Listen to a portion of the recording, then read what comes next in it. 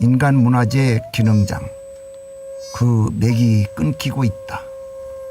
인간문화재는 이능장과 기능장으로 구분된다. 기능장이란 문화재청으로부터 중요 무형문화재 인증서를 받은 장인들을 말한다. 인간문화재는 조상 대대로 이어오는 기술을 옛 방식 그대로 재현할 수 있어 한국의 어리자 정신이라고 할 수 있다. 이러한 인간문화재 전승의 맥이 끊길 위기에 처해 있다는 소리가 높다. 인간문화재의 고령화가 심각한 상황이기 때문이다. 전체 인간문화재의 절반 이상이 70대 이상이고 절반 중 4분의 1 정도만이 65세 미만이다. 문화재청이 지정한 전승 장려 종목 28개 중 4개 종목은 인간문화재인 기능 보유자가 아예 없는 상태다. 또 10개 종목은 이들의 대를 이을 전수 조교가 없다. 우리의 혼과 맥이 살아 숨쉬는 벼루. 이 분야 인간문화재는 이창호 씨였다.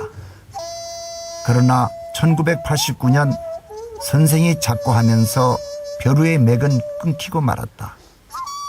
2010년도에 문화재청에서 발행한 문화재 연감에 중요 무형문화재 제94호 벼루장이란 칭호를 찾을 수 없다. 2006년에는 배틀짜기에 반드시 필요한 바디 기술 보유자 구진갑 선생이 89살로 작고하면서 바디장이 맥이 사라졌다. 명주짜기장이었던 조옥이 할머니가 2007년 87살의 나이로 작고하면서 그 명맥이 끊겼고, 옹기장 이종각 선생, 참빗장 이시구 선생 역시 후계자가 없이 사망했다. 옛날 벼슬개나 하는 양반이라면 통영갓 하나쯤은 있어야 행세를 한다고 할 수 있었다. 한 개의 갓을 완성하기 위해서는 3명의 인간문화재가 필요한데 1991년 입자장으로 지정된 정춘모 선생 혼자만이 80고령을 향하고 있다. 아슬아슬하다. 조선시대 왕과 왕비가 신었던 비단신을 직접 만들고 있는 화해장 황혜봉씨. 6대째 가업을 잇고 있는 그는 손수 가죽을 자르고 풀칠을 하고 바느질을 해가며 우리 전통 꽃신의 맥을 잇고 있다. 바늘 대신 멧돼지 털을 사용해 가죽을 꿰맬 정도로 전통 방식을 고집하는 그는 이 시대 마지막 갓밭이다. 과연 갓밭이 기술을 누가 이을 것인가? 지난 4월 8일 백동연죽장 황영보 선생 기획전이 열렸다. 선생 역시 올해 80살이 된다. 누가 후계자가 될지 궁금하다. 정부에서는 인간문화재 기능장들에게 한 달 130만 원씩 지원금을 주고 있지만 생활비는 물론 재료비 구입에도 턱없이 부족한 액수다. 그 후계자라고 할 수 있는 전수 조교들 역시 정부의 지원금 70만 원이 너무 적어 대부분 별도의 직업을 갖고 있다. 사라져 갈 수밖에 없는 인간문화재 기능장의 현실을 추적해본다.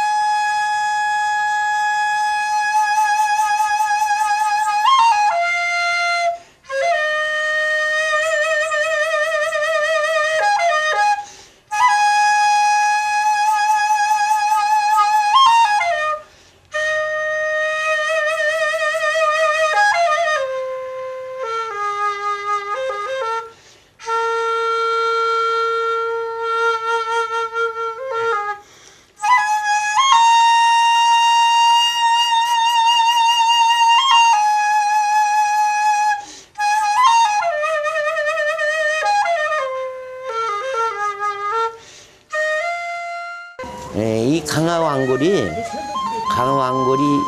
다른 데 왕골보다 특징이 부드럽고 윤기가 나고 모든 것이 강화 왕골이 최고로 쳐줘요.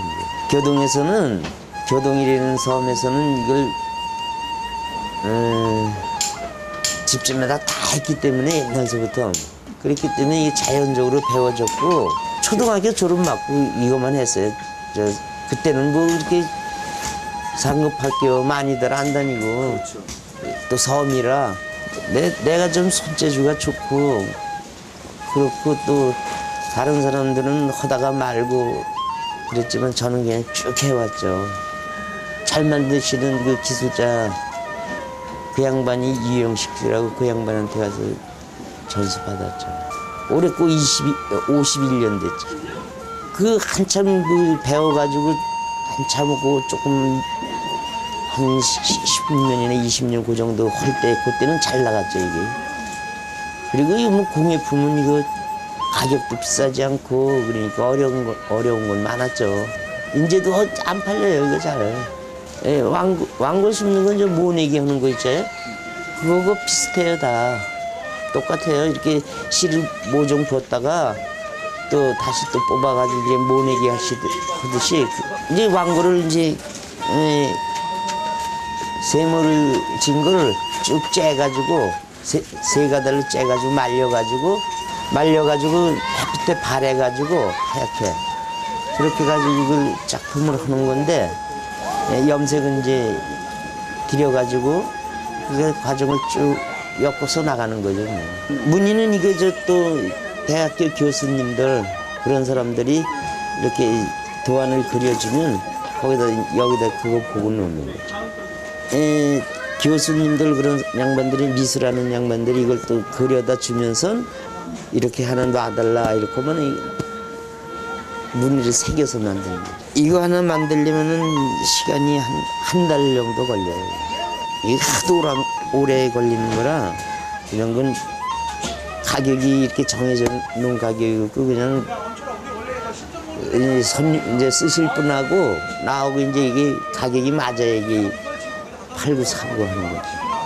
후계자도 이거 이제 하도 힘이 드니까 젊은 사람들이 배워야 되는데 학생들 이런 사람들이 배워야 되는데 그렇지 못하고 이제 다 50대 후반 내 제자들이 다 50대 후반 60대 이런 사람들이에요.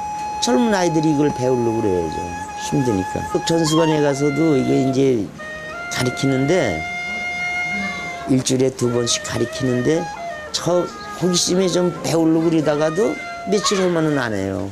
뭐 시나 군에서도 다 이걸 왕골 이 공예품을 살리려고 노력들을 하시는데 젊은 아이들을 가리켜야 되는데 젊은 아이들이 배우질 않더라고.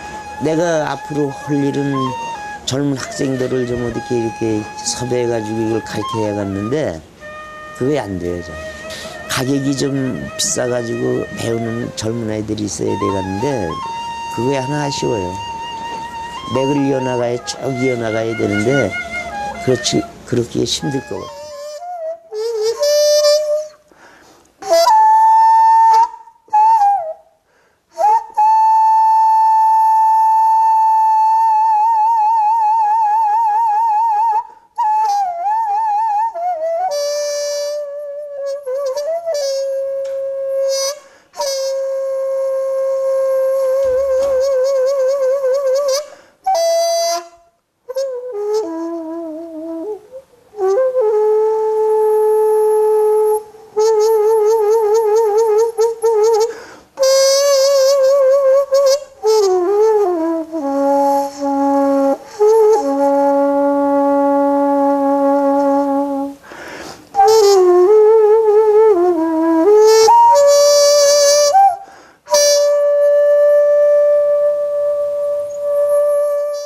에, 73년도죠. 그 당시 제가 23살이었습니다.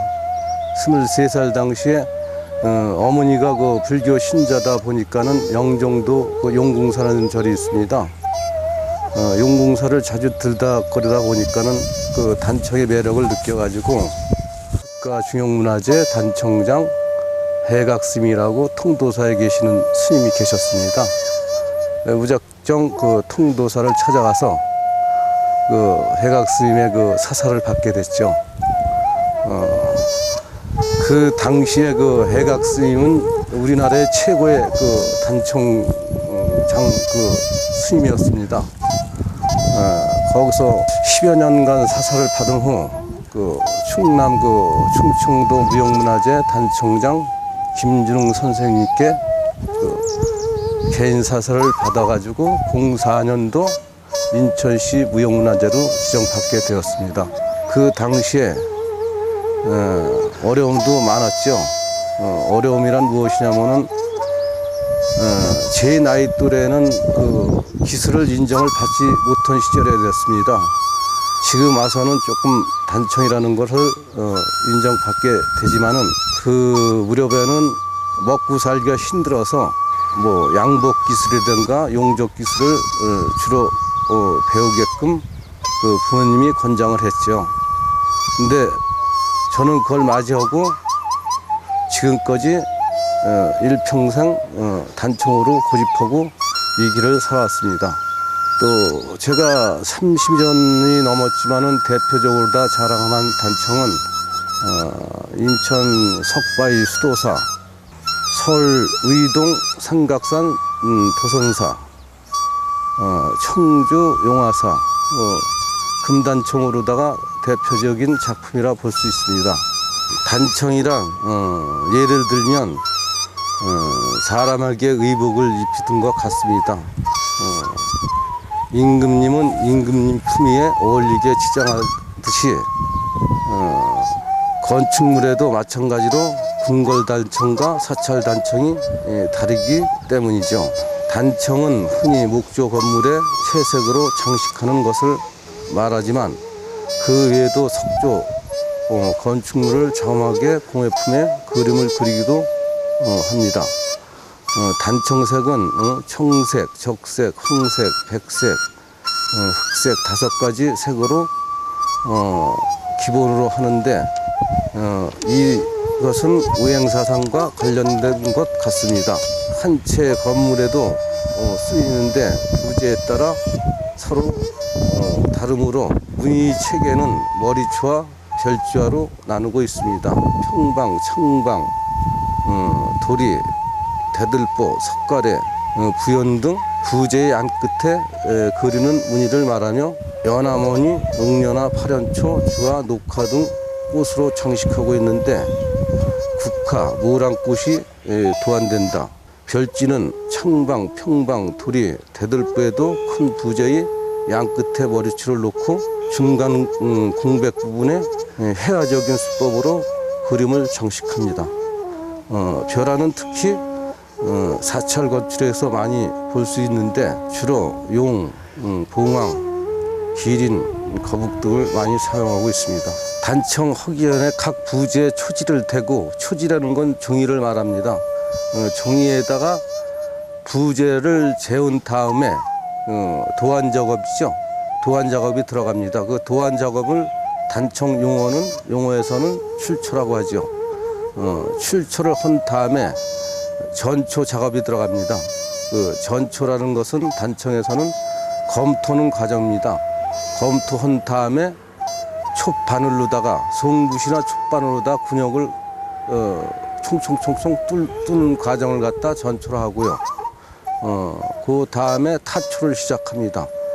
타초는 송곳으로 뚫은 것을 부재에 대고 조갯가루로다가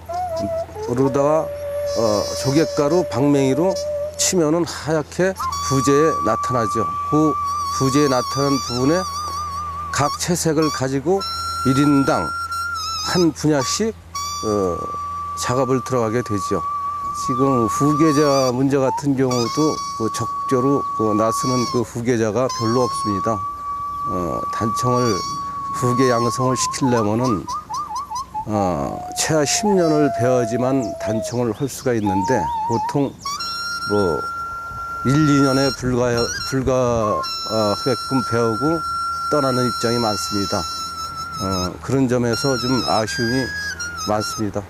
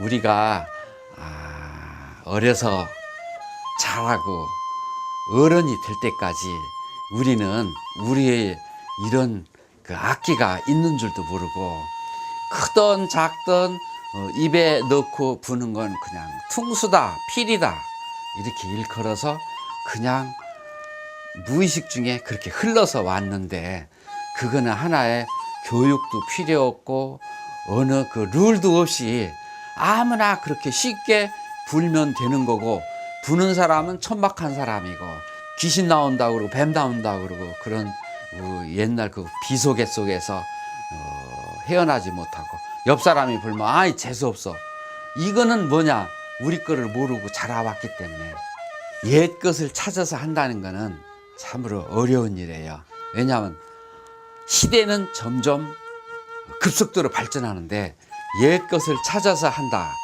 이거는 경제성이나 또 문화 속이나 남들이 볼 때는 저 사람이 왜 저런 짓을 해서 어렵게 살고 구차하게 힘들게 사나. 심지어는 시골에 가면 당신 재주 좋은 사람인데 왜 그런 거 해서 가난하게 사느냐 이렇게 지적하는 사람도 있어요. 그렇지만 누군가는 해야 되잖아요.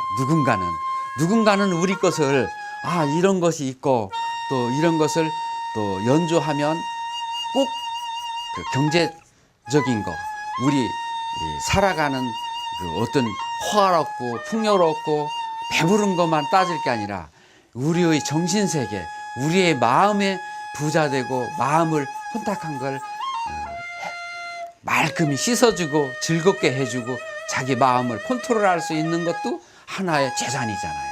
그래서 누구나 이걸 조금씩 배워서 연주를 할 수 있으면 젊어서 배워서 늙어서 할 일 없을 때 자기 심심단련을 하고 한가로울 때 한가락씩 분다면 그것처럼 즐거운 게 어디 있을까. 그것도 하나의 큰 행복일 겁니다. 그러죠? 젊었을 때 배워서 늙어서 이렇게 사람이 할 일 없을 때 여가선영을 하면서 우리나라의 전통음악을 한가락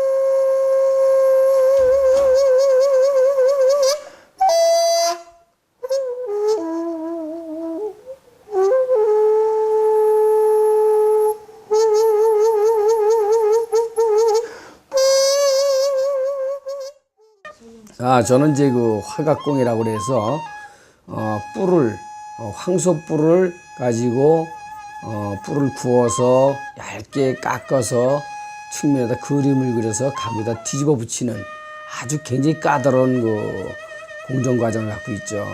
이게 일반 그 분포도가 없는 곳이기 때문에 뭐 타 지역에서도 이런 공예품이 이렇게 활발하게 움직임이 없었어요.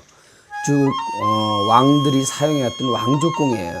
그래서 이미 우리에게 단절될 뻔했던 그런 그 공예품으로서 지금은 이제 제가 이제 국가문화재로서 이것을 이어나가고 있습니다. 굉장히 까다로운 작업이고 기초가 밑그림서부터 시작을 해서 채색 안료까지 만들어서 또한 접착제 뭐 여러 가지를 등등 내 손에서 만들어지는 그런 그 재료를 가지고 가구나 뭐 함 등등 여러 가지 제품을 만드는 데 쓰이는 거죠. 화각공예는 일반인들에게는 잘 모르고 있었을 겁니다. 영화의 스캔들이라든가 왕의 남자 이런 데에 나오는 가구를 제가 다 했어요. 그래서 화려한 공예품이라는 것을 여러분들이 보시면 아마 깜짝 놀라실 겁니다. 뭐 앞으로 우리 그 전통 공예 특히 해외나 우리 많은 그 교포들도 보고 있지만 외국에서도 우리 것을 많이 찾아요. 우리 것을 찾아주는데 그만큼 우리가 넓게 활동을 못하고 있었던 이런 그 취약점 때문에 안타깝죠. 지역에서 그만큼 관심을 안 갖고 또 우리 여기 있는 이 공방 자체도 몰라요. 일본은 전통적 공예품 진흥법을 제정한 뒤 전국적으로 184개의 전통 공예센터를 설립하여 장인 육성에 주력하고 있다. 이탈리아는 아예 헌법 조항에 이탈리아 공예문화 보호를 국가의 목표로 설정한 반면 수공예품 보호 육성법을 제정해 이탈리아 전통기술의 세계화를 위해 국력을 모으고 있다. 우리나라는 2006년 4월 전통공예 산업진흥법이 국회 문화관광분과위에 상정되어 입법 공청회도 열렸으나 그 뒤 흐지부지 사라지고 말았다. 올 국회에서 한국전통문화대학교 설립법이 통과되었다. 이 대학교의 모태는 2000년에 개교한 4년제 국립특수학교인 한국전통문화학교다. 국비로 운영되는 이 대학교에 인간문화재 기능장애 후계자를 양성할 수 있도록 전통기능과가 추가되기를 바라는 마음 간절하다. 아마 10년이 지나지 않아 인간문화재인 장인들 80% 이상이 세상을 떠나게 될 것이다. 가장 심각한 것은 젊은 후계자가 없다는 것이다. 누가 돈도 안 들고 명예도 없는 일에 일생을 바칠 것인가? 안타까운 일이다. 사라져가는 인간문화재의 전통 기술을 이어받기 위해 정부는 물론 관련 학계와 전문가들이 지혜를 모아야 할 때가 바로 지금이다.